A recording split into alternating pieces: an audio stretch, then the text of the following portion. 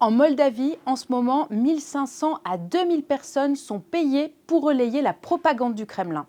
Tout travail pour le compte d'un oligarque pro-russe, Ilan Shor, accusé d'avoir volé 1 milliard d'euros aux banques moldaves et réfugié à Moscou. Le système est bien rodé. Chacun possède plusieurs comptes sur TikTok, Telegram ou Facebook, ce qui fait chaque jour des dizaines de milliers de messages mensongers. Ce dimanche, le pays vote pour renouveler son Parlement et l'objectif, c'est d'influencer le processus électoral.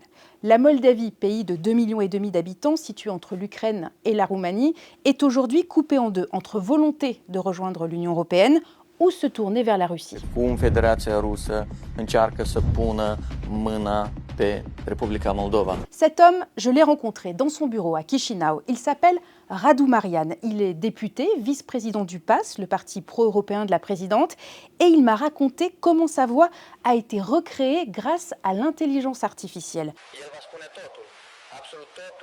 Une conversation montée de toutes pièces entre lui et sa mère, qui prouverait ses liens avec un oligarque et politique véreux, Vladimir Plahotniuc, qui a longtemps tiré toutes les ficelles dans le pays. Il y a la désinformation, mais aussi les achats de voix. 50 € pour voter pour un candidat pro-russe. Rien que pour les élections l'année dernière, la police moldave a comptabilisé 140 000 comptes bancaires ouverts en Russie qui ont servi à verser des pots de vin.